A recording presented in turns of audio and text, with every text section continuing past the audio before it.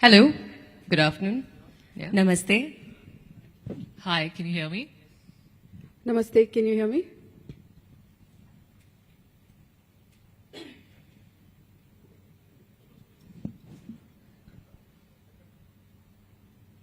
you want this to be academic or political? I would like all three of you to talk very, I do want us to bring up numbers. I think that's important. But I am going to ask you as much as you can to not to take it into the personal. So what do I mean when I say that? Obviously not your own personal lives. But I do want to talk about, frankly, I understand that we are entering this whole thing to talk about women and their importance in elections. But I want to start, and this is actually a good thing. I'll tell you what my first question is going to be. What do you think do you think it is limited to how many female candidates a party is making stand in their elections, in their ballot? Do you think it's more than that? What does more than that look like? Those are going to be my initial questions. Sorry.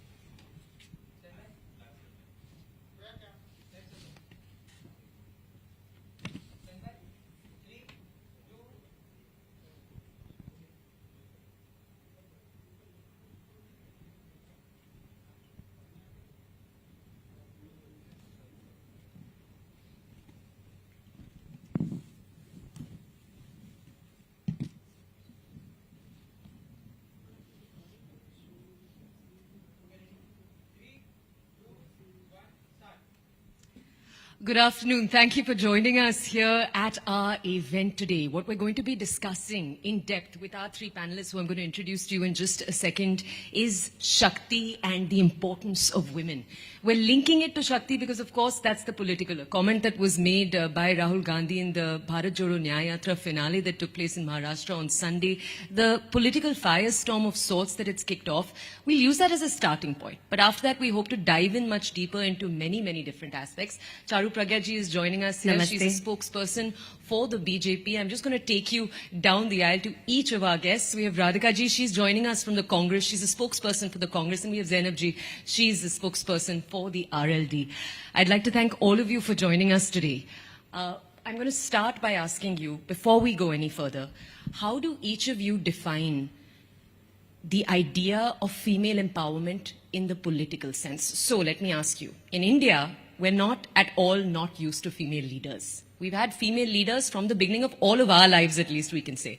We grew up with the idea, for example, of Indira Gandhi, Sheila Dikshit, younger leaders right now like Smriti Irani. We're not at all not used to it. So sometimes when you see debates like in the United States, Hillary Clinton ban sakti hai ya nahi, president, that can seem quite foreign because we're used to the idea of women in leadership roles.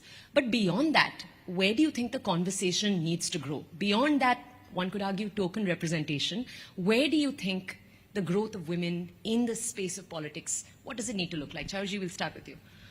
Toya, thank you. And I'm glad you're saying this because, we as a nation have not been one which has had to struggle for the right to vote. India had that, women in India had that since our independence, and we are immensely grateful for that.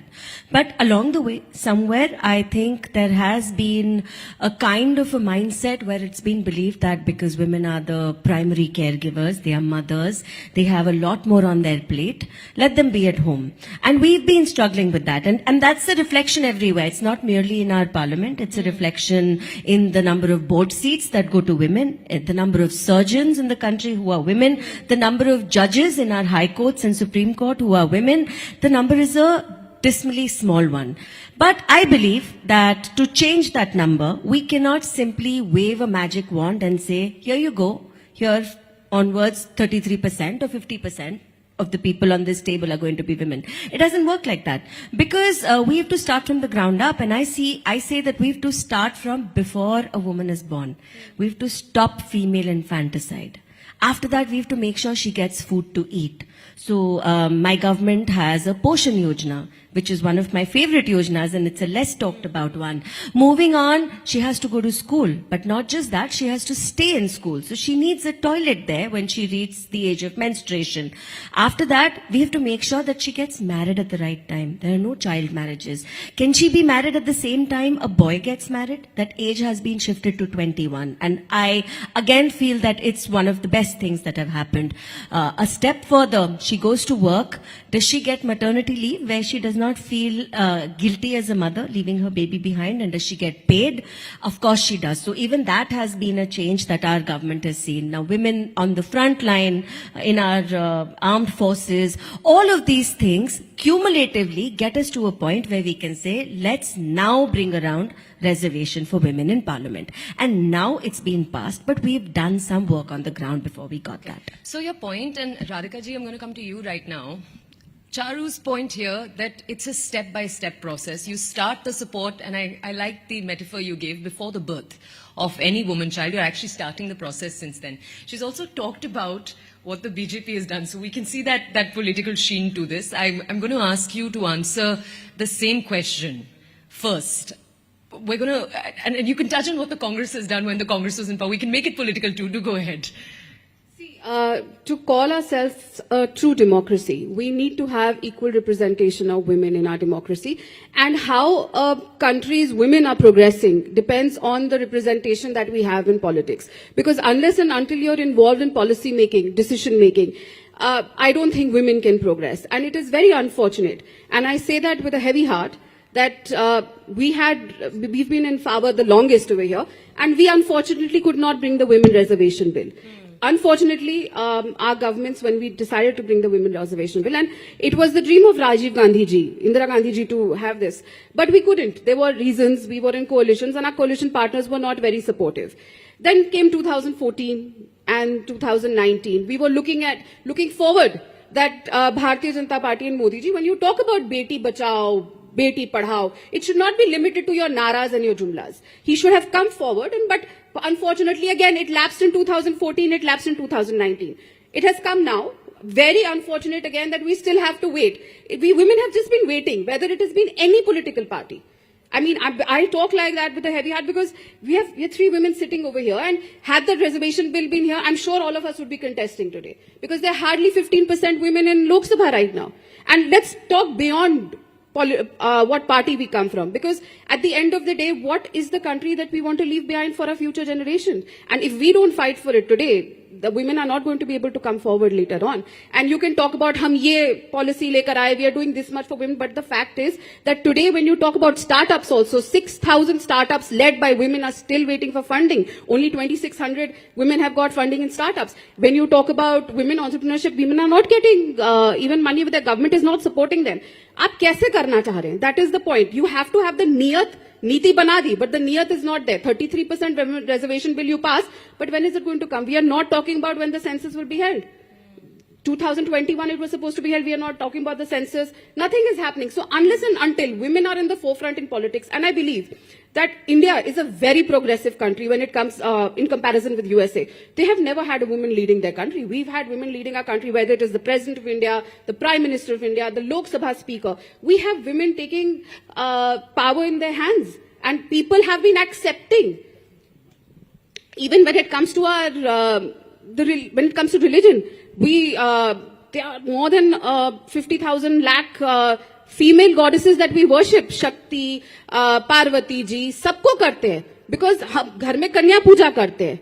That is what Indian society is all about, respecting women, and that is why we probably let Indira ji, our country elected Indira ji, a woman prime minister for one of the longest serving, but we haven't seen that in USA. Let me just ask Zainab ji a follow-up question here. And Radhika, this is very much playing off your point, and I'll of course come to you for a response, but I do want to ask you, and I know you're going to come back with a response that we'll talk about, for example, Parliament, but I do want to ask you a question before this. The contrast, the dual contrast of, on one side, Indians worshipping goddesses. This is something, critics have often pointed out, that yes, we worship goddesses, female feticide still takes place. That duality I've heard a few times. When you take a look at the most unsafe states in our country, it stops being a political thing because you have Congress and BJP states up there, both. When incidents were taking place over the last few years in Rajasthan, we'd often have spokespeople come over, and at this point it was a Congress government. And you'd often have that rebuttal that, look, in BJP states too, you do have the same issue taking place. I just want to ask you, Zainab ji, we've talked about political representation, but when a girl can't walk safely to her office in the first place, isn't that a later question? And if so, what still needs to be done? First all, thank you for inviting me here. See, one of the first things I'd like to say, the Women Reservation Bill, I just want to make this point beforehand. When the Reservation Bill was passed for women in 2023, the representation was 14% in Lok Sabha. Do you know that's been the highest since independence? So I think we're in a good space. I like to have a positive view of things, and I think we're in a good space, as they say. Yeah, we're in a good space, and there's always a start to things. Of course, we can say it's unfortunate that the previous governments, and I don't want to make it personal. We're here in a very good way. Women representatives here of different parties, so I want to keep it very positive. We can say, oh, it was unfortunate the previous government didn't pass this bill, but the reality is now it's been passed, and credit where credit is due. The NDA government has passed it in 2023. First point is that. Second point, let's be very practical. Politics is a very hands-on job. You cannot be a part-time politician. I think that is one of the major reasons that we don't see very meritorious women candidates in politics. Now, I'll give you a very personal example in Uttar Pradesh. Congress, when in 2022 did Ladki Ho, Lad Sakti Ho, they gave out 148 tickets to women. But only one of them won. Why? Because there has to be merit also in what candidates you make, you give tickets to. So just saying that women, we have to give tickets to women and, playing the numbers game, that's not enough. Women need to join the political force in an equal way. And when I say equal way, they need to be even at the decision-making level of parties, political parties.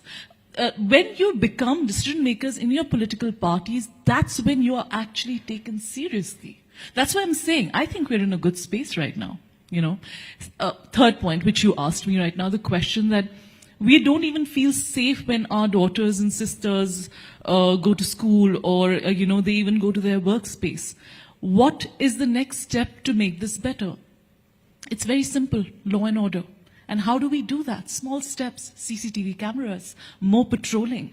I think we get so caught up into the big ideas and, the philosophical takes on, women being safe and, our niyat and this and that. But it boils down to the smaller steps. And I think those are also being taken. I'm being very honest. Now I know the rebuttal will come, but NCRB data is this, Uttar Pradesh is this, and I'm specifically talking Uttar Pradesh because my party is from Uttar Pradesh, so I think it's better that I, keep it to that. I don't want to make blanket statements about the whole nation. And I again say the whole nation is doing much better when it comes to women. When it comes to Uttar Pradesh, the eve teasing has become lesser. It's a reality. Okay? Coaching centers are thriving in Western Uttar Pradesh. Skill development for young girls, be it air hostesses, be it fashion designing, or even PCS exams. Women are taking it. Women are going to coaching centers. Girls are going to gym. I think that's a very big stride, that women have the choice to do what they want. You don't have to be a boy to go to the gym in the evening. You can be a girl, wear your gym clothes and go. For me, that's a big part of development. So I think practically, we're in a good space. Okay. I'm going to come to you, Charuji, and then I'm going to come to you, Radhika. I want to ask you, because I know that there's been a point, that's been forming. I'm itching to speak. So after you speak, I'm also going to ask you a Yes. follow-up question, and I'm going to come to all of you with this. You made an interesting point, Zainab ji. All parties need women in decision-making roles. Yes. I'm going to put all three of you on the spot. After you answer, I'm going to ask you all to tell me about the women in decision-making roles right at the top of each of your parties. But My party has a 33% reservation for all our office bearers at every level. So there are women in those decision-making roles, and I'm very proud of it. But what I wanted to say here is that Zainab said something about meritocracy, right? And she said, oh, Congress gave tickets, but nobody won. I want to point out a very obvious fact.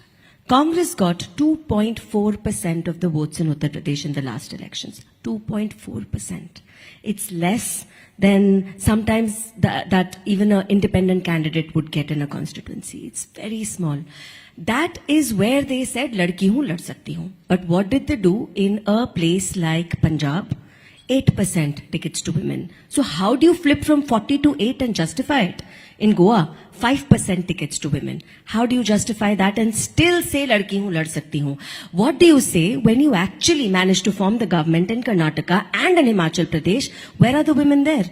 And let's talk about the latest lists that have been out for the Lok Sabha election. So 2 lists of BJP have been released, 2 of the Congress. BJP has 15% women on those lists. Congress, 7, less than half. So it's so easy to sit on a high chair. If I were to ask us, what about the 30%, the 50%? Have we Yes, forgotten about the absolutely. bigger numbers? Yeah. To I know, everyone here. I know, exactly. And that's why I stress on meritocracy. And that's why I said, let's nurture our girls from the ground up. And that's why I say this is what our party is doing. I'll tell you, I'm in the Bharatiya Janata Party for a very personal reason.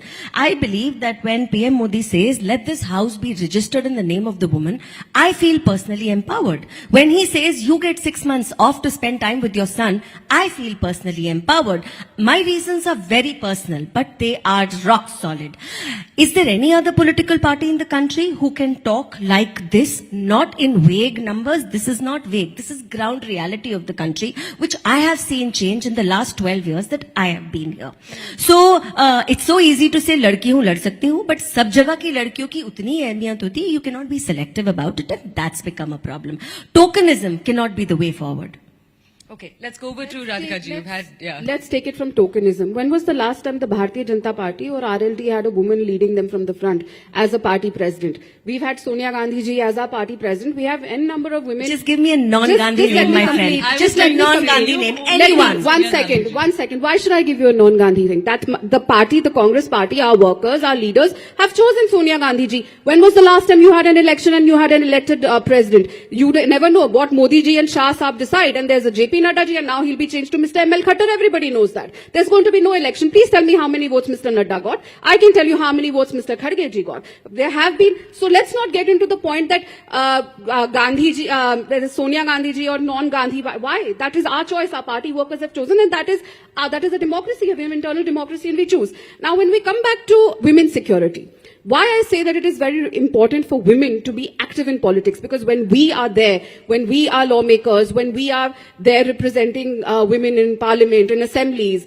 we are ministers, we will be able to ensure the security of women, because currently the status of women in the nation, especially thanks to BJP, they are not empowering women, they are empowering criminals who are committing crimes against those women. Let's see the example of Reservation. I'm glad when you talk about, it's very nice to hear Pragya talk about that she's very happy with the leave and everything that they got, and Modi ji says that this session should be by the name of Nari Shakti or whatever. But what was happening when our new parliament was being inaugurated? There was one side of the screen where you people were showing that the new parliament is being inaugurated, and the other side, I'm sure even she has the name Modi ji ka parivar on her Twitter handle.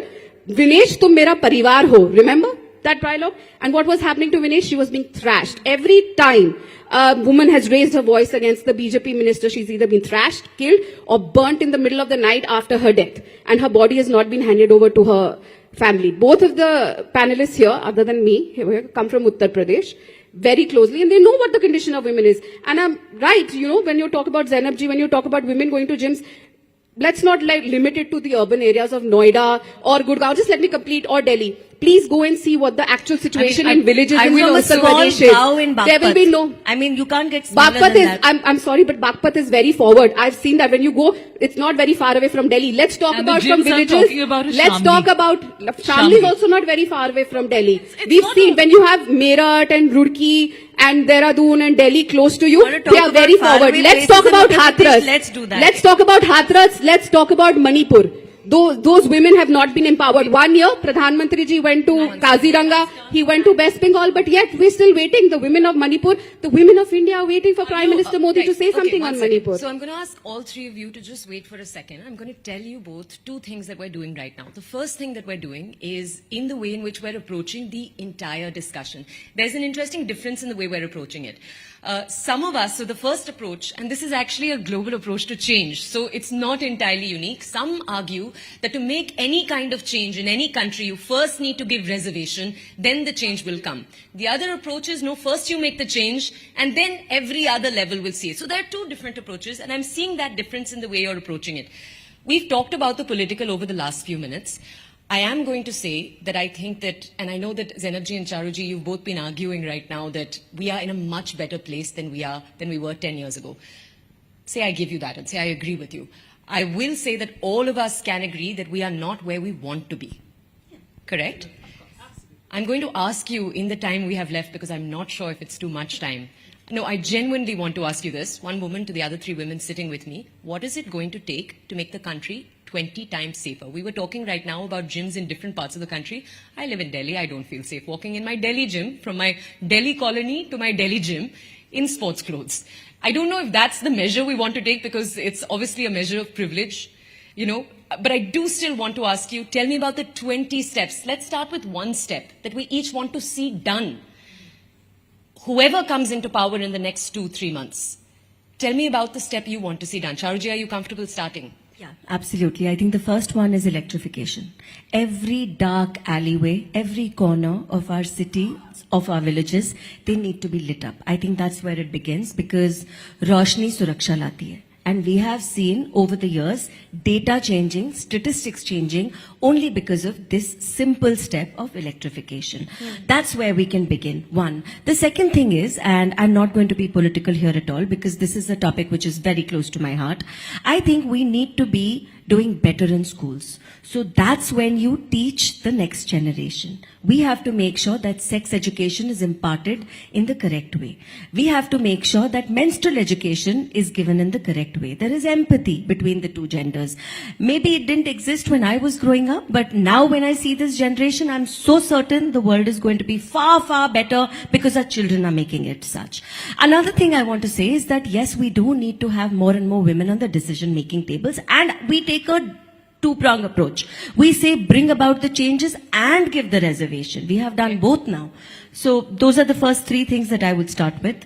I just want to agree with her very quickly for 1 second and say that I have to agree with you with the fact that the younger generation, I'm seeing this happen in a lot of Delhi schools, for example. Children who were in class 11 and 12 when the Me Too movement took place. I saw, my younger brother is 7 years younger. I saw younger boys sit with younger girls, discuss what Me Too is. Again, Me Too is an example of privilege. The fact that some areas saw this, some areas didn't. Let's not talk about privilege, and I'll take 30 seconds more. We had a campaign talking about menstrual sanitation. We talked about women's health related to it. You'd be surprised. Half our volunteers were young men. And that's wonderful to see. That is when the world is going to be more equitable for women. And okay, I'm not going to say the world is ideal, but are we working towards making it? Yes. Do we see the changes happening in front of us? Yes. I think that's a win.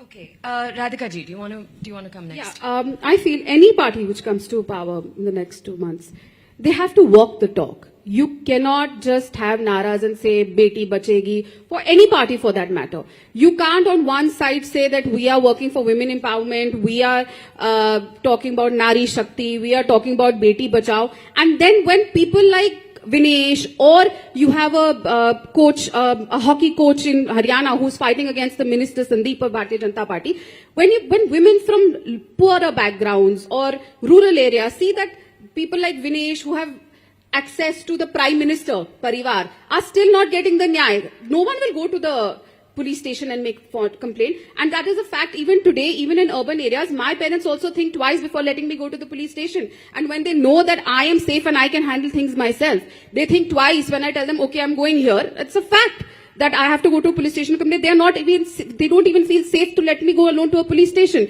We need to change that. And for that is why I say that we need representation in parliament. We need reservation in representation in Vidhan Sabha. So you can't just say ki humne bill la diya. When will that bill be lagu? I'm still waiting for the date. Maybe she can tell us the date today here. When is that bill going to come into existence? When will those 33% women be there? We can talk about कि भाई तुम्हारे यहाँ गांधी परिवार से लोग हैं, तुम्हारे यहाँ हैं, हमारे यहाँ हैं तो वो महिला ही, आपके यहाँ कौन है? Please tell me the name of one last woman president that was ruling Bharatiya Janata Party. Because you need that. Unless and until women are at the forefront, that sensitivity is not going to be there. That is not. Otherwise, you're going to have, like the RSS chief said, कि भैया महिलाओं को तो घर पे रहना चाहिए और खाना बनाना चाहिए. We need to get out of that mindset, and that will only come We will only come out of that when we are in parliament and we can decide. You can't have a women and child minister, only holding press conferences when her daughter is accused of running, when her daughter comes into the picture. And when you have Hathras, you have Vinesh, you have Sandeep Singh, she stays quiet. Why is that there? She's the Women and Child Development Minister for the entire nation, not just for her own family. If you come out and say that two men were doing a press conference against her daughter for something which was illegal, she should have come out and said, who was that person who was hitting Vinesh? Why was she sitting inside? She should have gone out. That is what we need. Let me just get an answer from you, and then Zainab, I'm going to come to you in a second. Go ahead. So, she's talking about when will the reservation come. I just gave her some data from her own party. So, it's this glaring tokenism that Congress is indulging in, and please stop, because we have to rise above it. The second thing is, so BJP is doing it even while in the process. See, the thing is, whatever you say, right? Whatever you say, it's taken 29 years for this struggle to end. We are taking a win. I don't understand that when this day has arrived, why some people can't take a win. Also, the point of you using the word Hathras again and again. No, I want to talk about Hathras. I do have to ask you, just a few days ago on social media, any woman, any actually person who uses social media saw a video of a tourist who had camped through Jharkhand and said that horrible. she had gotten... No, that's not my point.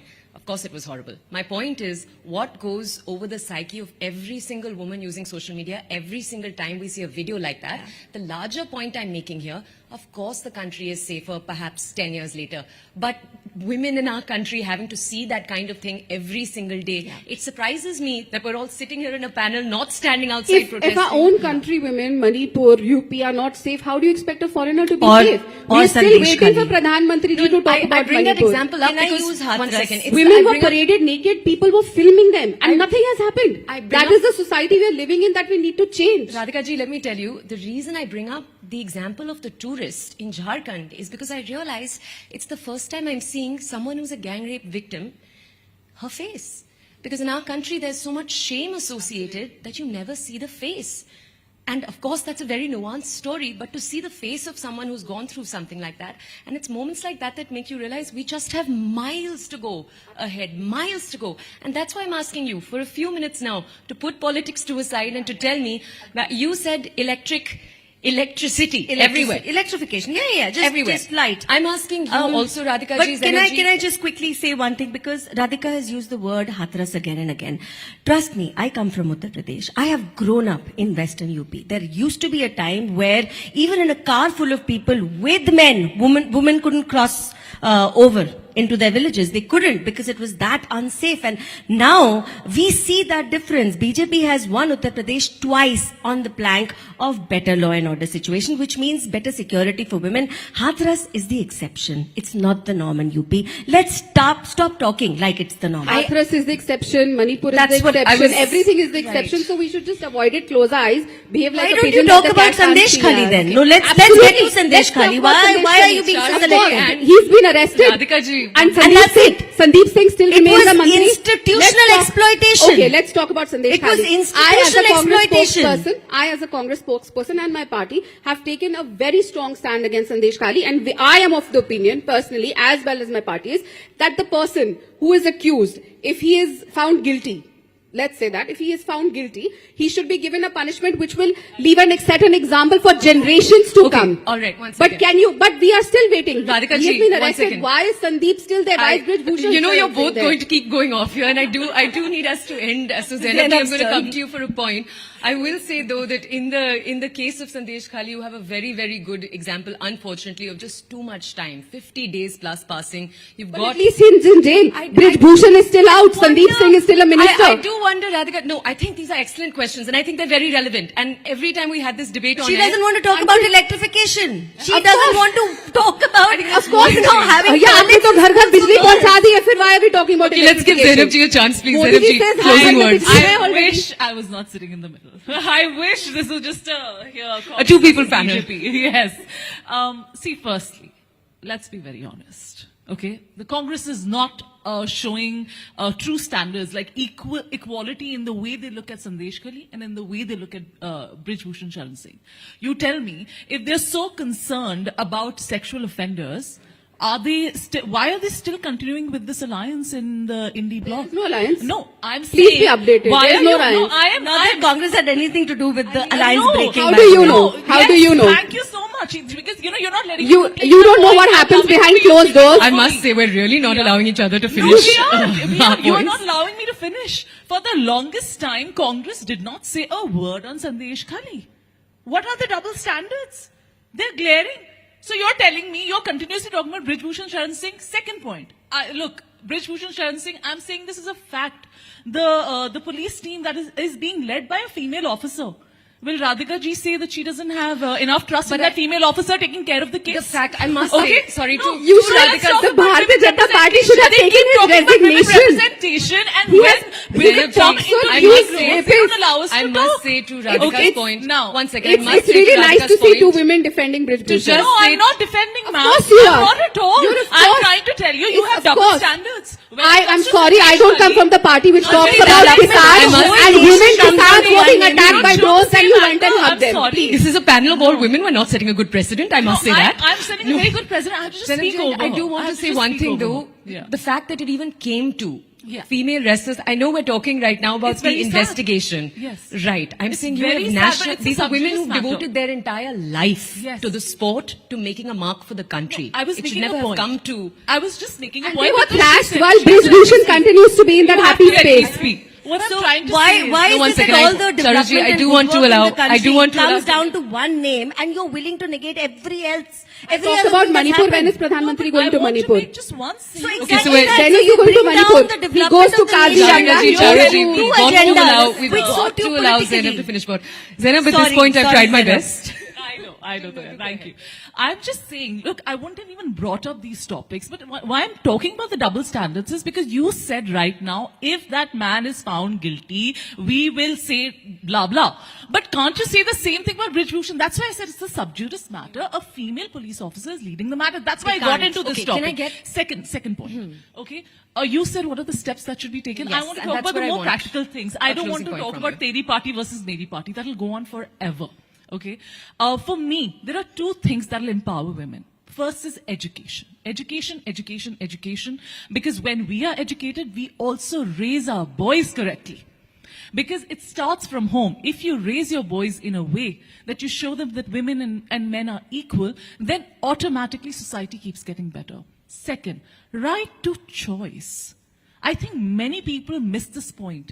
Women have the right to choose what they want, which is usually not given to women. And this I'm especially talking in rural areas. Right now, Radhika ji said, please tell me if RLD has had any woman in a leadership role. Please come to Western Uttar Pradesh. Why is it called the Wild Wild West? Are we not trying to talk about practical reality of a place? What strides has Congress made in Western Uttar Pradesh? Please, I would like to ask them. The society there is so patriarchal. And yet, you know what we have done? Something as simple as when a female laborer is in the field, earlier all she could take back home is kati hui fasal. The fasal that was cut, that was her wage, that was her earning. But now she earns money. एक श्रमिक को, एक labourer को, एक जो काम करती है, किसान लेडी जो है, औरत जो है, वो वापस एक डेली वेज लेके जाती है, वो एक दिहाड़ी लेके जाती है. Are you not going to call this a development? Are you not going to call this The empowerment? economic empowerment, I think, is Absolutely. really one. So the right And on to that, choose. 30 seconds. No, the only reason I'm going to have to call us to a close, we've lost a lot of time today in the back and forth, but I'd like to thank all three of you. Thank you so I'm much. happy that we got to take it from the political into the actual economic within our discussion. Thank you so much for joining us. Thank you. today. Thank you.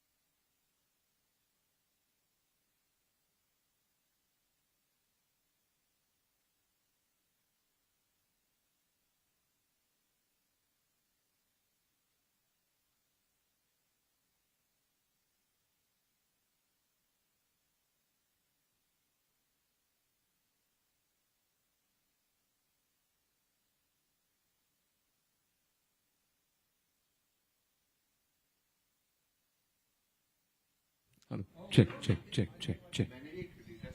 Check, check, check, check, check.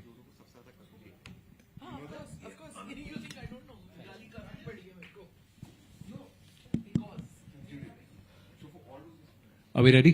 शुरू करें? Phones on silent, please.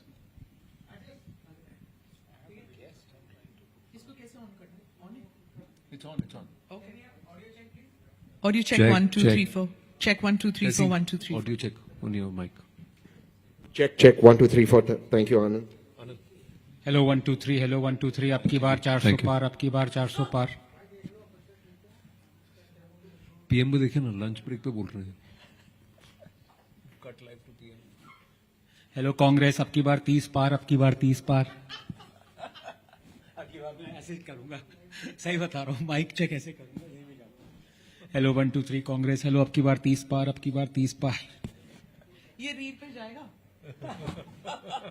Did you see the reel we made on you? मैं सिर्फ घास फूस खाऊंगा. I know यार my God ऐसे खिला दिया oh my God. I loved it. खाई जा. पता नहीं कैसे रहता है इसे. दौड़ते हैं. चलिए शुरू करते हैं. Lies. Namaste and Jai Hind, ladies and gentlemen. We are talking about a Viksit Bharat or the vision for a Viksit Bharat by 2047. We are at the cusp of perhaps one of the biggest elections across the world. At a time when nearly 18% of the world's population will go to the ballot. And that number is close to 100 crore. 97 plus crore people are on the voter list to go ahead and cast their mandate. But yet, there are those institutions in the West who, perhaps for scholarly and academic purposes, rate democracies and nations across the world and put Bharat far below on the pecking line. They have even started a coinage called electoral autocracy. This concept has started evolving only since around 2016, 2017, ladies and gentlemen, and fructified and was started as a terminology in 2018. Is democracy in Bharat really in danger? And through the course of this conversation, we will try and take it out of Bharat and say the world over, is this now a fight between democracy or democratic forces and autocratic forces? So is democracy the world over also really in danger? Tehseen Poonawala, Smita Prakash and Anand Ranganathan with us. Democracy khatre mein hai, Smita ji? Yeah. Thank you, Anand, for having us over. Democracy khatre mein hai is something which one has heard for a long time and one hardly sees it. If you live in India, you can't see it. But if you wake up in the morning like many Indians do, and have made it a habit, especially when elections are coming close, to wake up and start scanning foreign media and say, which newspaper? Let's go to Economist. Let's go to New York Times. Let's go to Washington Post. Let's go to all the so-called liberal campuses around the world and see which one of them is, can I use the word crapping on India? Or no, not allowed. Beat me if you want to. But basically taking a dump on India every morning. So every morning, democracy khatre mein hai in India. Today, I just saw today in the sense that when we are recording it, on that day, I saw another one where there's an academic institution, and I'm not going to name names. I want your viewers and readers to scroll and see for themselves where it is, where they say elections which are going to be held in India is only about numbers, not about legitimacy of whichever parties are fighting. It's just a grand exercise of numbers. And this, might as well say it's from Harvard, and in a country which can't even hold proper elections. They don't have EVMs, they do paper ballot, and that also, if you remember the hanging Chad, where they couldn't even count their votes, and they still can't count their votes. And it takes weeks and months for them to come to a conclusion as to who has won the election. And they are that's saying... That's unfair. There are only two parties there. We have 4,500 plus. Yes. Despite that, it is supposed to be. So and then, counting two parties and two sides takes some time. And 4,500 happens on the same it's day. numbers. And, I have several points which I'll come back after you go to the other guests. But on the numbers issue, Anand, I just want to say this. If we didn't have these large numbers of people coming to the voting stations and voting, then those very same so-called liberal people would say that, oh, these castes and these classes are not allowed to vote because it's not a representative democracy. So only upper castes vote. So there is, the ballots are stuffed by upper caste people. And, the whole sequence will be. So now when you have equal number of women and men, almost equal number of men and women voting, people of all class and castes voting, then it is, this is only numbers. There's really nothing much to be proud of. But why do they love to hate India then? Why is it that institutions like Harvard, institutions like VDEM, institutions like Freedom House, so many others, why do they love to hate Bharat? Namaskar Anand, thank you for having me on the show. Jai Hind to you and all our viewers. And at the onset, I would ask CNN News 18 to please send Smita ji a little check because this is a copy of Samosa Caucus which Anand and Smita ji do. So this is the same panel, so please send us a check, our royalty. And our royalty is food, which you cannot afford because our food I'm not making is made by her specially with her hands. So you can't afford it. But jokes apart. I don't take Freedom House, VDEM, etc. very seriously. I also think it's a joke that Freedom House thinks there is more freedom of press in Afghanistan or Syria or Pakistan than in India. So obviously that's a joke. But here's breaking news for you. Guess who takes them seriously? The PMO. Guess who reacts to them? The PMO. Guess who does press conferences on them? The PMO and their ministers. Guess who's tracking everything these organizations do? The PMO. Not all of them are left-leaning organizations. You know that. Smita ji knows that. Anand knows that. Some of them are actually right-leaning. For example, the Freedom Index, the one that measures religious freedom in India, is actually a right-leaning organization. Actually called and felicitated by the present government. They love them. So it is not everything is left-leaning. That's not how it works. I also don't think democracy is over in India or anything of that sort. Democracy is never perfect. It's always a work of No, but progress. the classic narrative of the opposition is democracy is in danger. But the in India. opposition is duty-bound to protect democracy from fledging. Is democracy fledging in India? Do we have problems? All democracies have. Smita ji spoke about the US elections. Of course they have. It's never perfect. But we do have a problem in our country and we need to look at it. When a government passes, and I am for the UCC, but in Uttarakhand, which is not the UCC, passes a law where the government can come into your bed to see who you're sleeping with whom. You have a problem with fundamental rights. When a government's in your kitchen to see who's eating what, rather than giving people proteins that they desperately require, you have a problem.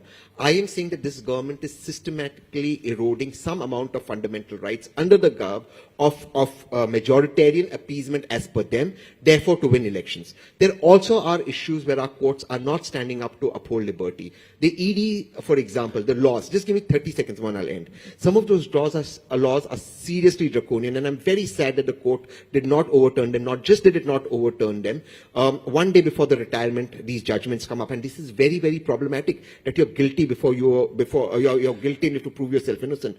These are things that we have to look within ourselves and ask ourselves. See, I'll tell you what, but let's not get into the courts because that's a different story altogether, and we'll have to have not 1, 2, but perhaps 10 Samosa caucuses to even get to that part. But you used a term called liberty. What is liberty?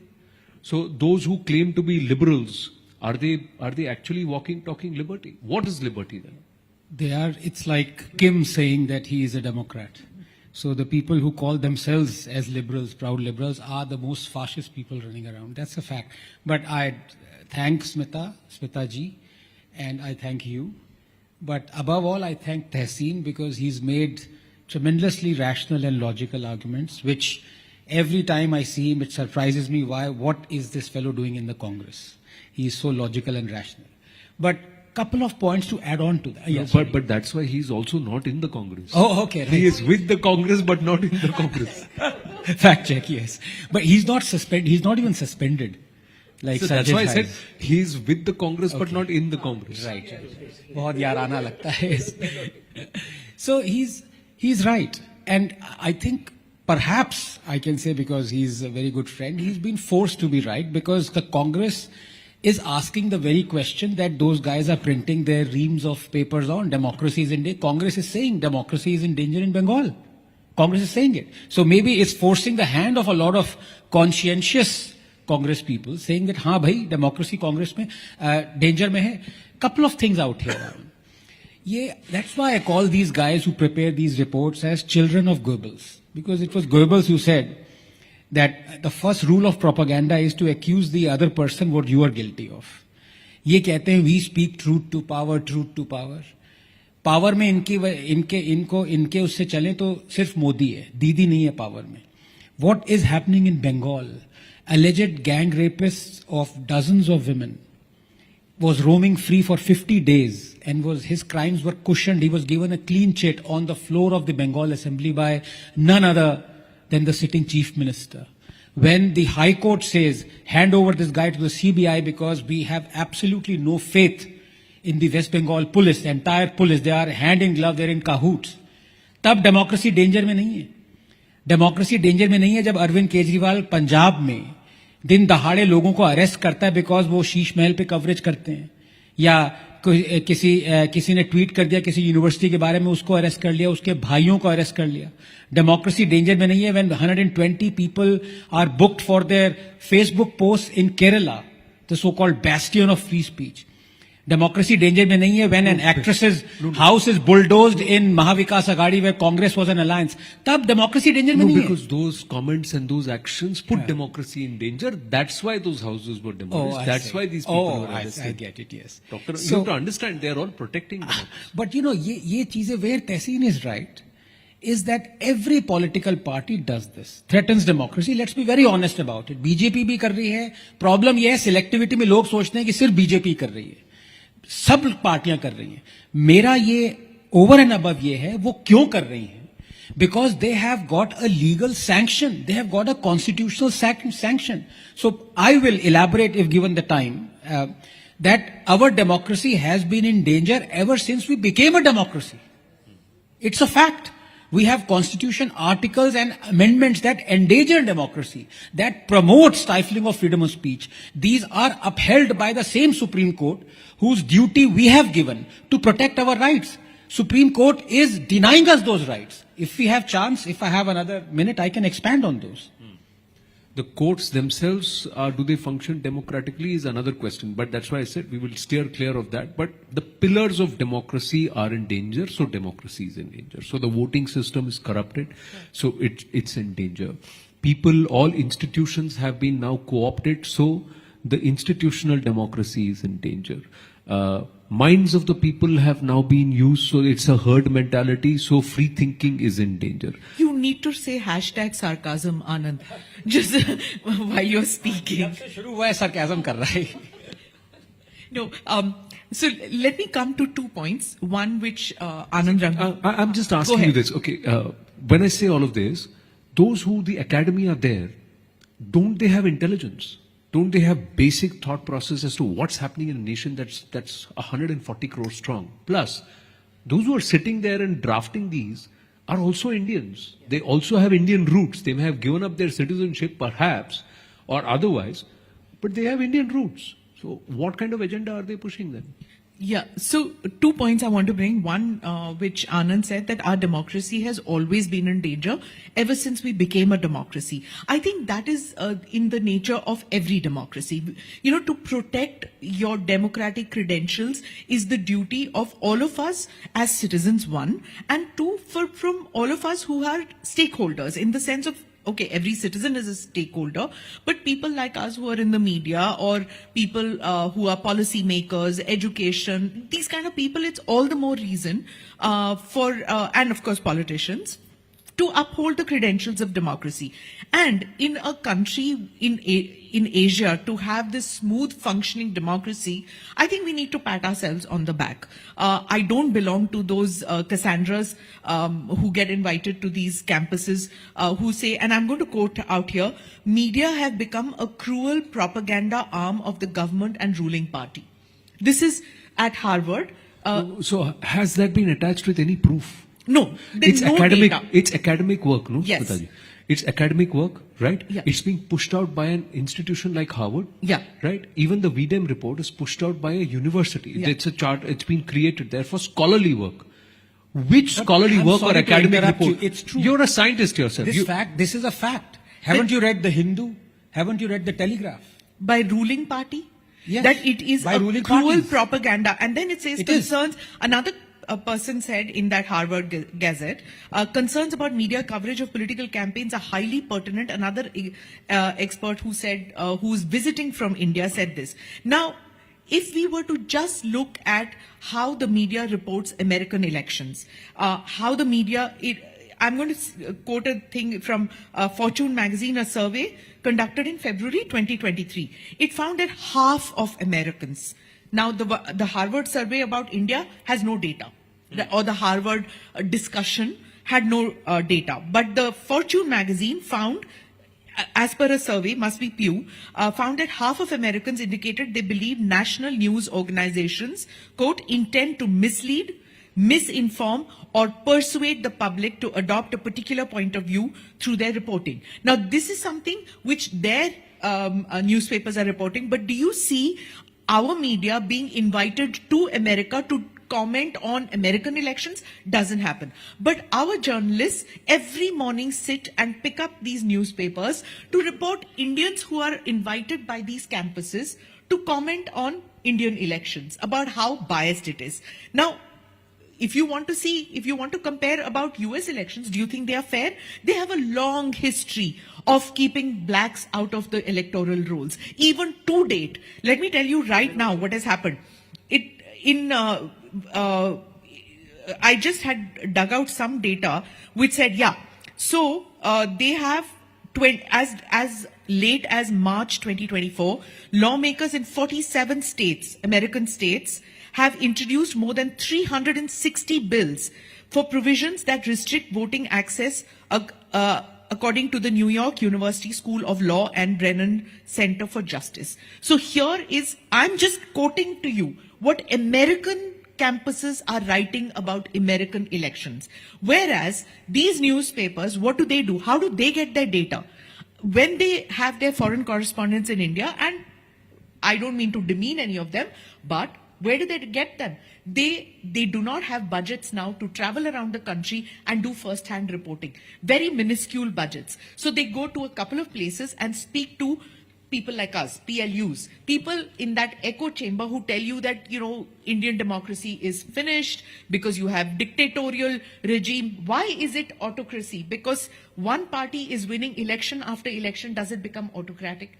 In which way? Do you have data to support that? No. But paint the whole Indian media with one brush. No, but let me ask you this. Isn't that perhaps proof enough that we still are a vibrant democracy? People who have an anti-establishment view are making far much more money and they are getting far much more popularity and viewership than those who are claimantly having a pro-establishment view. And these people are still performing. They're still there. They're still thriving. Unki दुकानें तो अभी भी चल रही हैं. So then is that not proof that our democracy is not in danger? So Contrary to that, talk about institutions, parties, political parties in our country, where if you have a differing point of view from the leader, you are either suspended, you are thrown out, you become a pariah, or you get banned. Tell me, is democracy in danger or thriving when there are a list of 14 journalists who are brought out by the opposition on a random decision that they believe these people are communal? On what basis? Okay, but democracy is in danger. Tehseen Poonawalla. Okay, so now let me just say, first of all, I think that there, as so far as the media is concerned in India and the opposition space, because that's what I'm representing, I think the opposition has made some fundamental mistakes. Now let me give you practical examples. For example, the Bharat Jodo Yatra that I was just telling Smita ji before we started, I'm talking about Bharat Jodo 1, was supremely successful in the media because it was visuals, it was 6 a.m. people. So you have to understand how media functions. It's a science how media functions. You cannot bulldoze media anywhere.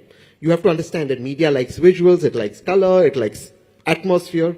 So you have to play along with it. There is a play in media, which I think opposition sometimes misses, which comes to the point of 14 anchors being boycotted, which I was completely aghast and opposed. No. What I'm trying to tell you is, each one of those people who are listed out could have taken those particular set of G7s or G8s who sat down in a closed room and decided we need to put these people out and we need to name and shame them.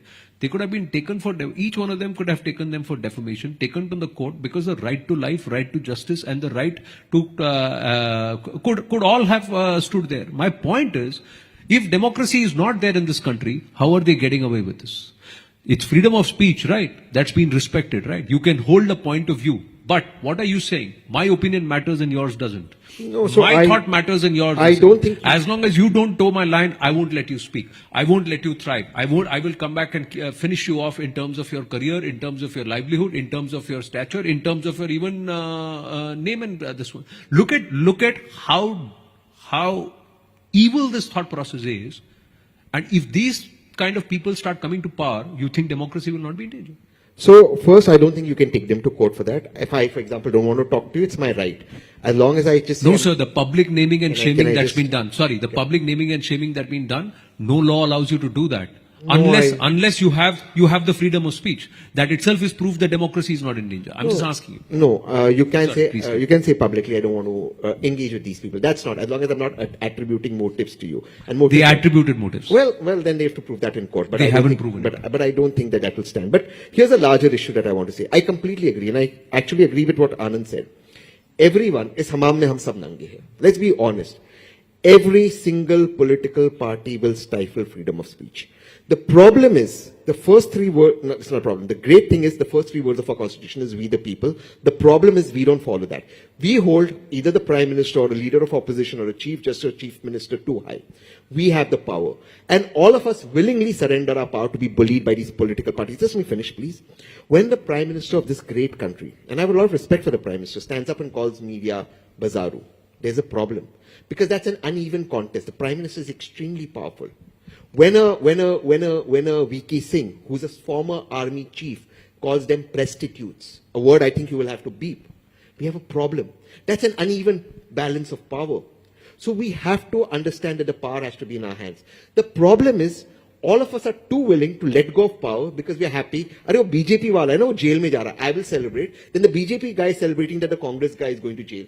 Unless we don't together stand up for each other's freedom of speech, political parties will divide us. There is one more thing. I just want to add one very Sir, important. freedom of speech. Freedom of speech. I can't lose this train of thought. Just 1 second. There is one massive issue as well in our country. This is the last where I'll end. There is a retaliation from the majority.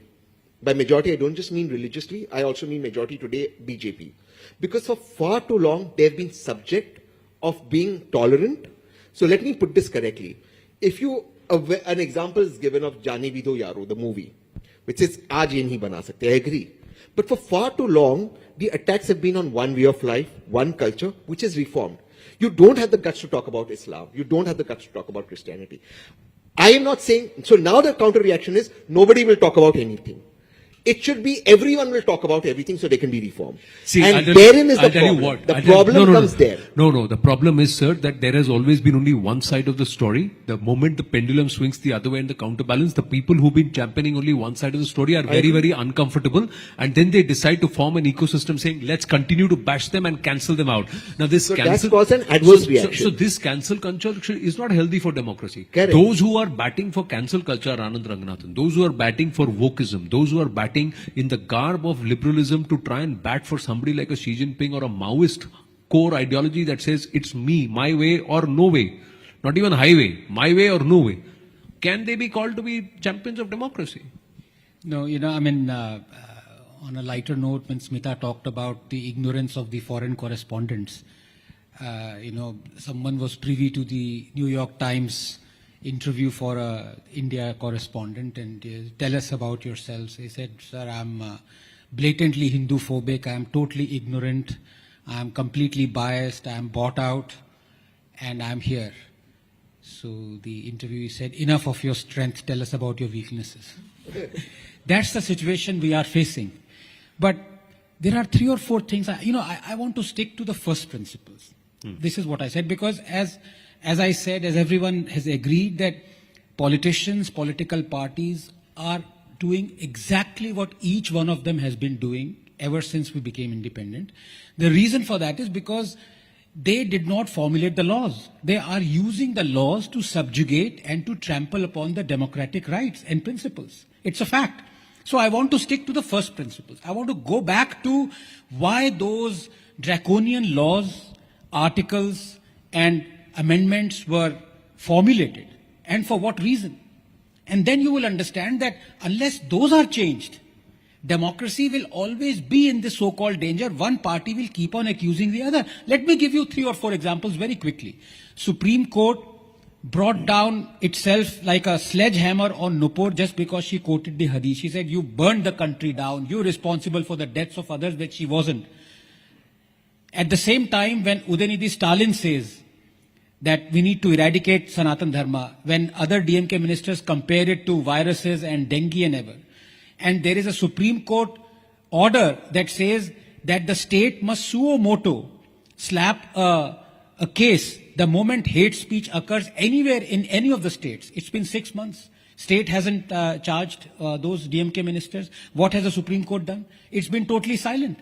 This is the hypocrisy. When you talk about someone being castigated, charged, slapped with sedition or worse for hate speech, who says what is or what isn't hate speech? There is section 295A, offending religious sensibilities. Now everyone is so insecure or whatever it may be, says my religious sensibilities are affected, arrest that guy. So the first principles are allowing democracy to be trampled. Very quickly, 2 examples. One of the most, you can say, a kind of a caveat that tramples upon democracy is you look away from abject corruption. When you see corruption and you look away from it, that is basically destroying democracy. Everyone would agree. Now, the BJP as a government was not just castigated, it was convicted by the High Court for violating the FCRA principles in getting illegal donations. It carried a prison sentence for the top BJP president. What happened? On the floor of the parliament, the BJP, in a blasé, gung-ho fashion, amended the FCRA guidelines going back to the era of the emergency, rendering the High Court toothless. Now, you tell me in any other civilized country, the opposition would have poured on to the streets, disrupted the whole country for weeks on end, demanding that Prime Minister down to every party functioning resign, because this is the end of democracy. Did the Congress do it? Did anybody else? No. You know why? Because the Congress was also convicted of violating the FCRA guidelines. The Congress helped the BJP amend the FCRA Act. So look at the first principles there. And finally, on electoral bonds, I want to talk about this. It is profoundly wrong that the Supreme Court has resorted to retrospective disclosure of names when the same Supreme Court brought down hard on the people who were trying to do retrospective tax on Vodafone. So there is duplicity there. But over and above that, the fact of the matter is that those people who are castigating the BJP for having anonymity in electoral bonds, they got thousands of crores from the same anonymous electoral bonds. So the same people who are crying of democracy in danger are the same people who are bringing democracy in danger. And lastly, just 20 seconds. That is why I always resort to first principles. When the Supreme Court says democracy is in, or anybody says democracy is in danger, when does democracy become in danger? When, as a citizen, you are forbidden to even approach the courts to seek justice. Wouldn't you agree? That is the first principle on which you would say democracy is in danger, that I cannot even approach the court for justice. Yes. But Places of Worship Act, ratified and sanctified by the Supreme Court, does exactly that. Hindus cannot even approach the judge to seek justice. So yes, democracy is in danger because the laws allow it to be in danger. No, we keep going back to the courts, and that's why I said it's going to take a lot of caucuses for that to happen, because when it came to electoral bonds, the same courts, the same Honorable Supreme Court upheld the right to privacy in terms of saying that you cannot make everything transparent. The other thing is that you said that you have to take out black money out of, so you say, all right, make it transparent, but you've now stopped it altogether. So you've quite literally within 4 years gone back on what the opinion of the Honorable Supreme Court was itself. So, but there, okay, nobody can question them because we'll all be called in contempt. That's democracy here. But let's quickly come back to the say. Do you believe, let me ask you, in the last 10 years, our democracy is more in danger than it was before in the last 65 years? No, absolutely not. I don't agree with it. Do you believe this government has done more to hurt democracy than any time in the past? No, I don't believe that anybody has done anything to hurt democracy. These are checks and balances, which at some point of time, it increases. The threats or the attacks on democracy in our country increase like in any democracy. And And there are checks and balances, and I have supreme faith. But I want to come to 2 points which Yeah. Tehseen had made. Sure. One on VK Singh and one on Modi. Why VK Singh said what he did and what Mr. Modi said. So let's get to the anecdotes. Right. We've talked about the larger picture. I just want 2 anecdotes. When he said about VK Singh, let's go back to why VK Singh was so angry with the media. After that, there was a gag order on him after he said that comment, and the gag order stays on him Right. for quite some time. He's terrified of speaking to the media. But what happened? When he was army chief, at that time he was accused in 2012 of mounting a coup in this country. Mounting a coup. A newspaper came out with an article that the Indian army is mounting a coup. Anybody who has done defense reporting in this country, even minuscule or even not done it, knows that that is never going to happen in this country. Right? It's never happened. We've only changed governments through the ballot and never. We are not Pakistan. One, that happened. He had said Who was the journalist? I will let you Google it. Yeah. Huh? That's for another caucus. That's Yeah. another one. Now, the second Gupta. the second point that I want to make is that when he set up a military intelligence unit, a secret military intelligence unit, it was with the sanction of the then government, not the BJP government, with the then government, which was a follow-up on because of our Mumbai attacks, what happened. India managed to eliminate several terrorists because of that. But that unit had to shut down. Those people who worked in that unit, some of them lost family. Divorces happened because of the stress of working there. Their children, they had to go through mental trauma. All this why? Because a newspaper decided that there was that secret funds were being used. These were all sanctioned, mind you. Let me not get into the details of that, but this man was victimized to such an extent, and he blurted it out one day, not justifying it was a disgusting comment, and action was taken, gag orders on him. The second point is about Mr. Modi. Again, he used to, I still remember in 2012, 2013, he used to say news traders and stuff like that. Those who have done reporting in Gujarat know of the time when he would not speak to the media in Gujarat. What happened with Mr. Modi? Do you remember a newspaper which said he will not, an editor of a newspaper who said, Mr. Modi will not run on the front pages of my newspaper? Right. Right? How? How can you give a blanket? You are an editor, I'm an editor. Can we, even if your anchors were put on that list, if any anchors of yours were put on that list of ban list, that we will not go on their shows, did you ban the political party? Did you ban any spokesperson of that? We don't. We have our checks and balances in the media, right? What happened there?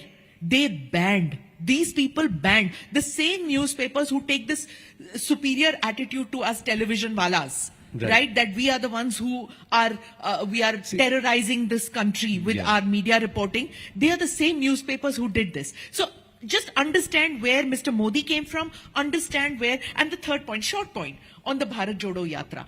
I was on so was Anand, on that program, where a very eminent Congress person said that you don't show the Bharat Jodo Yatra. He has the data. The Bharat Jodo Yatra, how many seats does the Congress have? Despite that, what is Mr. Rahul Gandhi? Just an MP, not a chief minister. Abki baar 40 par. So that's all, less than 50. Not the principal opposition at all. In spite of that, everyday coverage, you were putting it, every other channel was putting it. But still, he goes there and says, "Tumhara malik kaun hai? Kaun hai tumhara malik?" To a reporter. Is that fair? Who's attacking the media? Who's attacking the pillar of democracy? Who's attacking Indian democracy? Tell me this now. Well, all of that, all of that is happening when democracy is in danger. All of that is happening when democracy is in danger. See, No, that's fine. That's This is the problem, this caveat. Why should you? Why? It's okay. And I think that on either side, I'll tell you what's happening. The point is that when you do something without an agenda, you are wrong, you're biased. Till the time you do something with an agenda, you're not liberal. Yeah. Sadhguru said that be calm. I'm getting too much anxiety. So इसलिए मैं calm. Breathe. Control, breathe. Uday, control. We'll do Yeah. some, He's also been we'll do to some Coimbatore, sadhana together. right? No, no, no. You've been to No, Coimbatore. no, Everybody's calm. to right? breathe and to be calm is one thing that we've got to do. But the other thing is that there are people who deliberately have decided that no, we have an agenda and we're going to pursue this agenda. Now they are independent. They are independent journalists and they're independent thinking people who are upholding democracy because they have decided that they are the ones who can set the agenda for the country. No, Anand, look.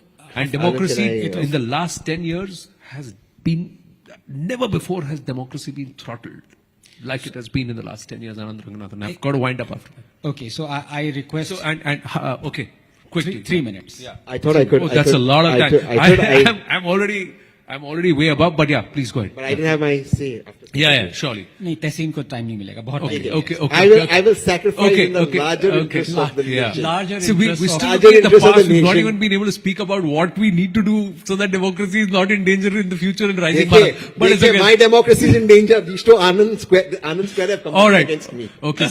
Okay. No, you see, I think let's go back to the drawing board. I have nothing against people who are propagandists, who are politicians, who run an agenda. Absolutely. I mean, why should I? It's a free country, quote unquote, and let them do whatever they want. The problem comes when they have a right to be selective. They have to anoint heroes who were paragons of free speech and freedom of expression, and they have to say, look what has happened now, and look where we were. Yeah. The problem comes when, in ignorance, people start believing them. That is the problem. Problem is not those people. Problem is what they're saying is now taken as gospel truth. And let me give you one illustrative example. You ask anyone on the street or most people in any gathering, you would say, well, democracy is in danger now. But don't you remember the time when Pandit Nehru was there? He was holding aloft the flame of democracy. He was the one who was the paragon of freedom, speech and liberty. And he was the true person who was saving our democracy. I just want to list out the status of freedom of expression under Jawaharlal Nehru. So please allow me a couple of minutes. This is important. This is what goes at the heart of whether our democracy is in danger now or since 2014, or as I said, our democracy has been in danger ever since it became a democracy. First Amendment brought in reasonable restrictions, incitement, disruption to public order. Poet Majru Sultanpuri jailed for 1 year for calling Nehru Hitler ka chela in a poem. First democratically elected communist government in Kerala dismissed. Congress president said communist parties wouldn't be allowed to participate in general elections. Stanley Wopert's book 9 Hours to Rama was banned. The book Chandramohini was banned. Audrey Menon's The Ramayana was banned. Campbell's The Heart of Darkness was banned. Koestler's The Lotus and the Robot was banned. Import of any newspaper that undermined friendly relations with foreign states was banned. Aziz Beg's Captive Kashmir was banned. Freisl's Aisha was banned. Bertrand Russell's Unarmed Victory was banned. Robson's 9 Hours to Rama was banned. Sardanvi's Markai Somnath was banned. Robert Taylor's The Dark Urge was banned. Selling Lady Chatelier's Lover was banned. The book What Has Religion Done for Mankind was banned. Ratnavak's Bhupat Singh was banned. Import of any obscene drawing or painting, quote unquote, was banned. Mrinal Sen's film Neel Akshar Niche was banned. Menom's Rama Retold was banned. Tony Hagen's book Nepal was banned. The RSS organizer was censored, its publishers prosecuted. Film Gokul Shankar was banned. Godse's testimony was banned. Goswami's film Runumi was banned. Historian Dharampal was jailed for criticizing Nehru post-Indochina war. Release of the 1962 war film Bhool Na Jana was blocked. President Rajendra Prasad's speech was barred from distribution. Film Jharna was banned. Draconian Press Objectionable Act was passed. Columnist Vivek was fired. His column critical of Nehru discontinued. HT editor Durga Das was fired. His column critical of the Nehru family discontinued. Congress leaders demanding Nehru's resignation were arrested and jailed. Ads to Times of India were discontinued for speaking against government policy. Magazine Crossroads was banned. Play Nigalene Communistaki was banned. Its actors arrested. Hindi film songs were banned from being played on the AIR. Congress demanded a ban on the iconic film Parasakti. Film Nastik was banned. Western pop music was banned from the AIR. People's Theatre Association was banned. Play Harpada Master was banned. Film Ganga Jamna was blocked. Sarath Chandra Chattopadhyay's play Mahesh was banned. Tagore's play Gora was banned. Balraj Sahni's play Jadoo Ki Kursi was banned. Tagore's play Visarjan was banned. Pradeep film's song was deleted. 2 songs from Fir Subah Hogi were banned. Harmonium was banned from the AIR. Film Jugnu was banned. Editor Prahlad Keshav Atre was jailed for writing a critical article. All this happened under Jawaharlal Nehru. That is why democracy was not in danger. So democracy was not in danger One then. line. Always this I was didn't get my done, say. I want one always line. this was done to save democracy. And there is an explanation to that, Mr. Ranganathan. You're not seeing that. You're just looking at the instance. You're not seeing the context. It is because all of that was done that democracy was safe. And Hallelujah. Just fine. we have to wind up this session. Yeah. Just 2 lines. I'm going to count it back. Two lines. Let's go. Watch on 1.5. No, while I do concede to what Anand said, I just want to say that the beginning of this reasonable restriction came in after a Patna High Court judgment. You would know it in Bihar, and there's a subsequent other judgment. And Vallabhbhai Patel, who our Honorable Prime Minister hold in highest esteem, wrote a very public letter to the Prime Minister asking him specifically to bring in these amendments, after which this was chaired. So it was also that Mr. Patel, Sardar Patel, wrote this letter. It's in public domain. Now, I'm not justifying what the Prime Minister did. Once again, Anand, I'm not justifying. One more thing, Smitaji. You spoke about V.K. Singh. I am very... V.K. Singh was that one army chief, and I cannot ever fathom this, and I agree that India is blessed, we will never have a coup, but he went to court against his own government. That in a democracy is unacceptable. Yours is but it to, is not. yours is but That's to the question. beauty of Please, democracy, that you interrupt can me. go to court against second, your own government. You can sue your own You go to a government. tribunal. Sir, You have to allow me to, if you interrupt sir. me at every sentence, I can't. No, you can't say that you cannot go and challenge your government in court. You should have that right. That's the beauty of democracy. Hindus aren't. I I was just request you, talking. please allow me my point. I request you, please allow me my point. Armies have a tribunal. Please allow me. I don't know what I'm talking. So just give me that respect. Armies have a tribunal where you can go for disputes. When an army chief drags his government to court, it is unacceptable. Ex-army chief or was he an army chief? Was he ex-army chief? No, as army chief. As army serving chief, he didn't go to his tribunal. He went to Please, the court. I am Sorry. sorry. His date of birth. Yes. Yes, but it's not Don't acceptable. confuse the The two tribunal issues. No. That Half- that's what I'm saying. See, half facts Yes. do not No, make. for half his date facts of and birth, half truth do 51, not make 52. a whole truth For or his whole date fact. of birth as army chief, it's No, unacceptable. however He it should is, have gone my to the point tribunal. is, my He point got is, his sir, promotions if on you one are date saying of birth, that a citizen date of the of birth. country, तो proof who कर रहा है irrespective of democracy who है भाई. he was, If you keep if he interrupting me, my cannot point take the won't be government to heard. court, then I accept your point, then it's but not, let then me it's not finish government. mine. If you Then it's if you not override government. mine, No. there's no point It's having not that. you And I'll tell you what, override. it's amazing that Jawaharlal Nehru listens to Sardar Vallabhbhai Patel when it comes to curtailing freedom of speech, but does not listen to him when it comes to Jammu and Kashmir. Thank you very, very much. And democracy is still not in danger. Then it's in danger now. With that, this caucus comes to an end. Thank you very much for joining us here at Rising Bharat. Such a Thank you. pleasure. Thank you. you.